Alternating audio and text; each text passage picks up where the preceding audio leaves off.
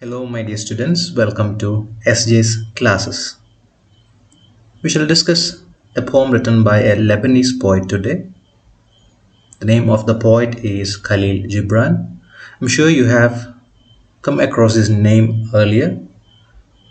You might not have learned any of his poems. So let's learn about this particular poet by reading one of his popular poems. Let me introduce this poet to you. Kahlil Gibran was born on the 6th of January 1883 in Lebanon. He is popularly known as a philosophical essayist, novelist, poet, and also an artist. He was a key figure in the Romantic movement that transformed Arabic literature in the first half of the 20th century. He became known for his mystical Arabic and English works, earning fame following the 1923 publication of the work The Prophet. This particular work is made up of 26 prose poems, and these are delivered as sermons by a wise man called Al-Mustafa. This wise man named Al-Mustafa is about to set sail from his homeland after 12 years in exile on a fictional island when the people of the island ask him to share his wisdom on the big questions of life like love, family, work, and death. So these 26 prose poems are actually the responses that Al-Mustafa gives to the people of that particular island. This novel has also become one of the best-selling books of all time and has also been translated into more than 100 languages. And that's exactly why he earned fame and reputation after the publication of this particular work.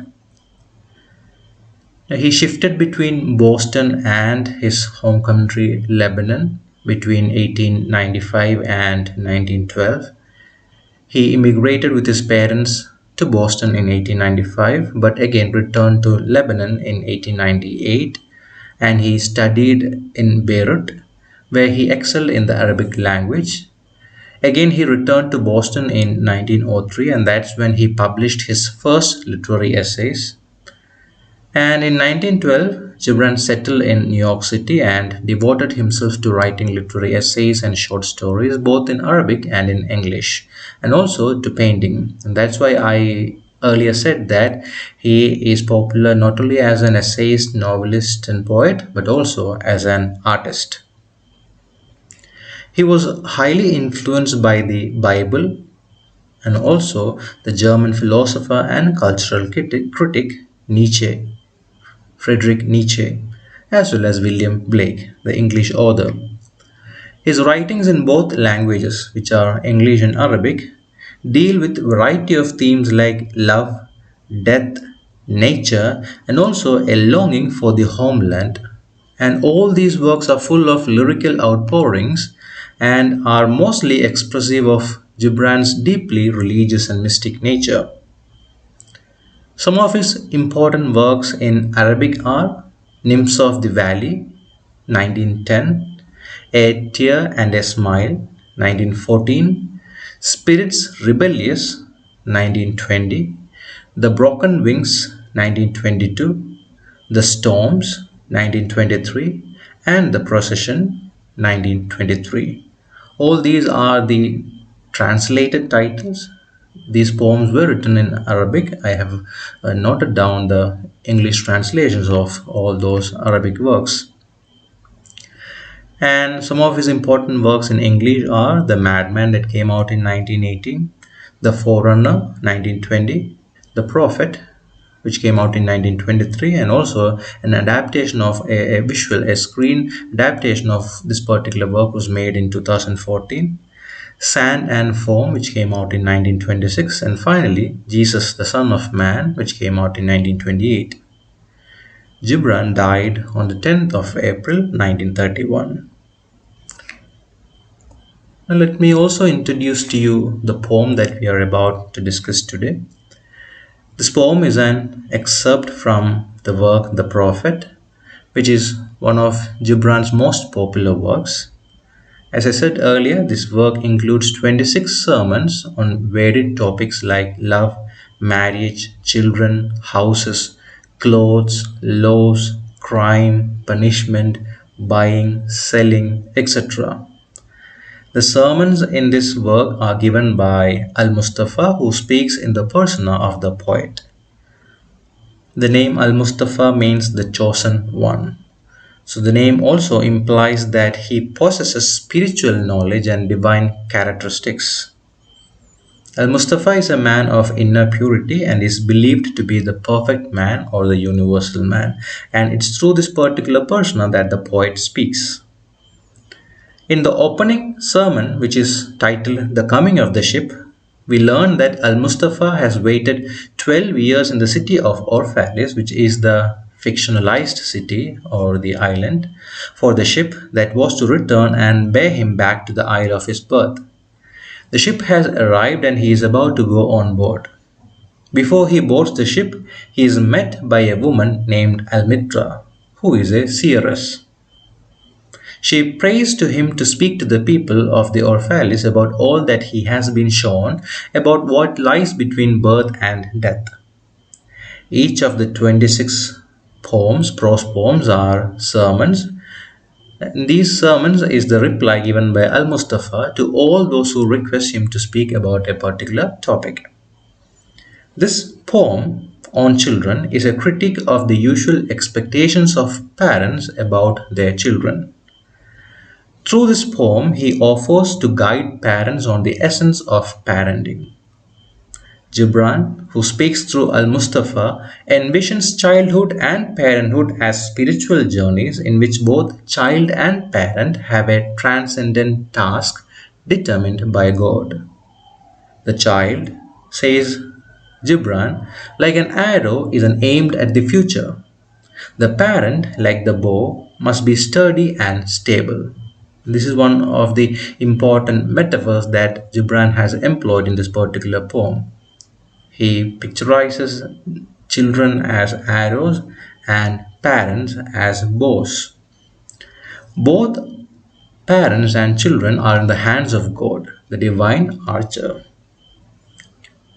Now, there are personal reflections which one can decipher from this particular poem. From his childhood, Gibran understood the value of stability in the home. His father was a poor provider, and he also drank to excess, and he eventually ended up in jail.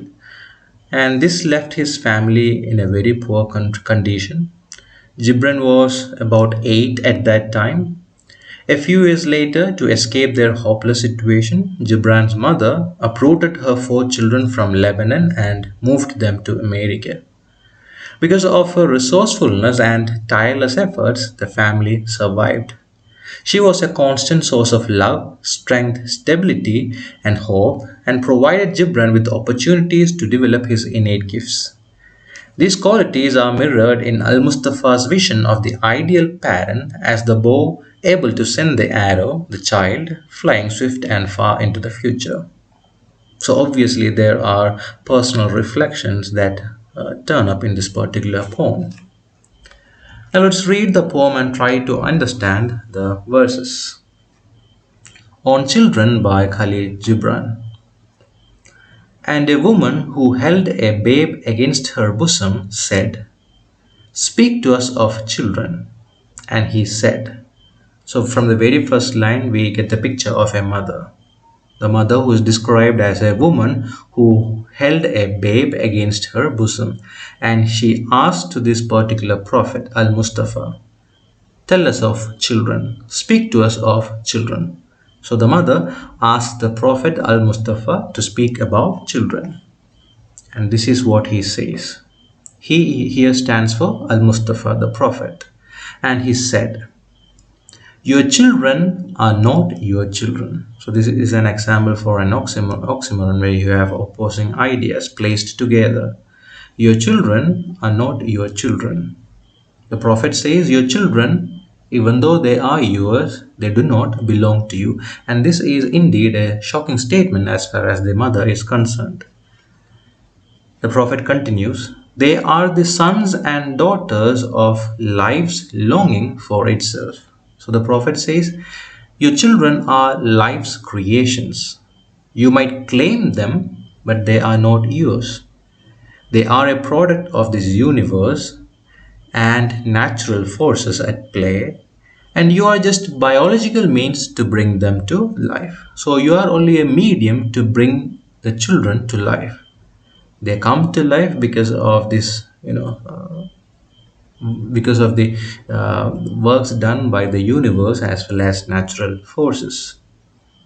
So they are the sons and daughters of life's longing for itself. So here you have an example for personification as well. You have life being, personified here. Life as someone who has a desire to come to life, desire for life itself. They come through you, but not from you. And though they are with you, yet they belong not to you. So the prophet says that your children might come through you, but they are not your possessions. You cannot claim them. Though they are with you, they do not belong to you.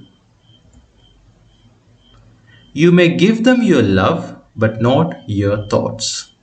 So the prophet continues and he says, now your children, they will have their own thoughts. So do not try to fill them with your own. Rather, you can do one thing, you can give them your love. You may give them your love, but not your thoughts, for they have their own thoughts.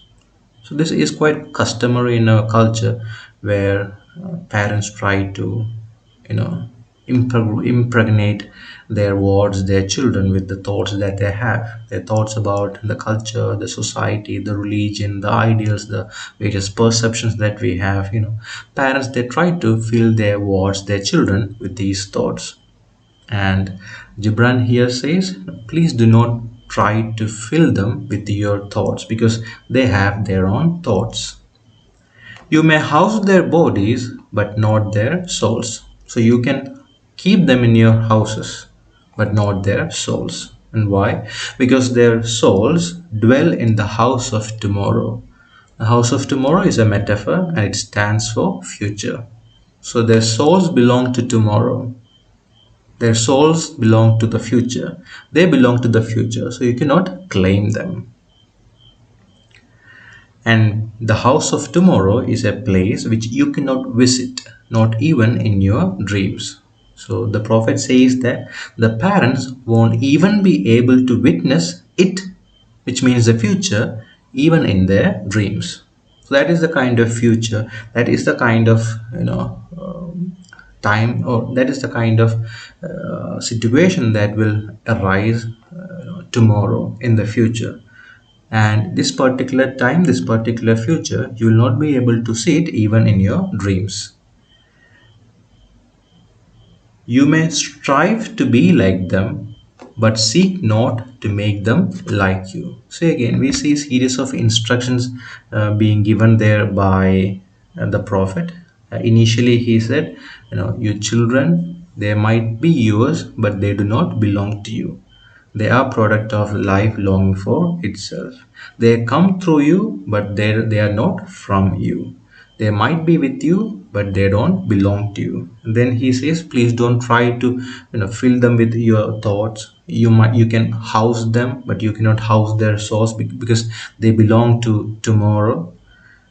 And again, the prophet says, you may strive to be like them, but seek not to make them like you. So you can try to be like them. He tells the parents, you can try to be like them, but do not make them like you. For life goes not backward, nor tarries with yesterday. And this is the reason why he states this. Because life do not go backward. So you have to move ahead. You have to think about the future. Life does not go backward. It does not tarry with yesterday. Tarry means spend time. It does not tarry with yesterday. It does not spend time with yesterday. So please do not try to make them like you, but instead you can try to be like them. This is where one of the important metaphor comes in, the one that I said earlier. You are the bows from which your children, as living arrows, are sent forth. So we have two metaphors here. One is the bow, which stands for parents, and the other is arrows, which stands for children. And the prophet says, you are the bows from which your children, as living arrows, are sent forth. So you are the cause of their flight. If they progress in life, if they fly high in life, now you must be the cause. The archer sees the mark upon the path of the infinite. The archer sees the mark upon the path of the infinite. And who is this archer here? Refers to the divine, the divinity. The archer sees the mark upon the path of the infinite. Path of the infinite again is a metaphor, and it stands for future, just like the house of tomorrow that we came across earlier. And he bends you with his might, that his arrows may go swift and far. So the first letter has been capitalized, and that shows that the poet or uh, the prophet Al-Mustafa, he refers to the divinity, the God. He bends you with his might, that his arrows may go swift and far. You have symbolism being incorporated into this particular verse line. The prophet says he bends you. Bends you means he molds you, he shapes you, and he shapes you with his might, his power. And why does he do this? So that his arrows may go swift and far, so that you can travel far in the future, so that you can succeed in your life. And that's why he molds you with his power. Let your bending in the archer's hand be for gladness. So whenever you are, whenever you confront difficulty, whenever you face hardships in life, think that the divine archer, the archer, he's bending you, and you must be joyful for that. You must be quite glad about that. Let your bending, your molding, your shaping in the archer's hand be for gladness.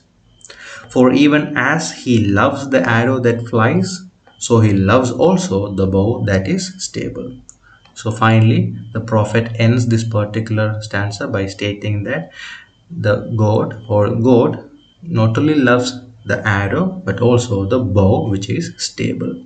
So he loves both parents and children. That is where this particular poem comes to an end. So, as I said earlier, the poems that appear in this particular work titled The Prophet are responses that Al Mustafa, the Prophet, gives to the people of that particular fictional place. And this poem on children is specifically about children. And to be quite precise, this is addressed to parents. How to treat your children, how to, the kind of attitude that a parent must have for your ward.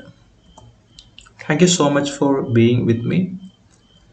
I will see you in another video lesson.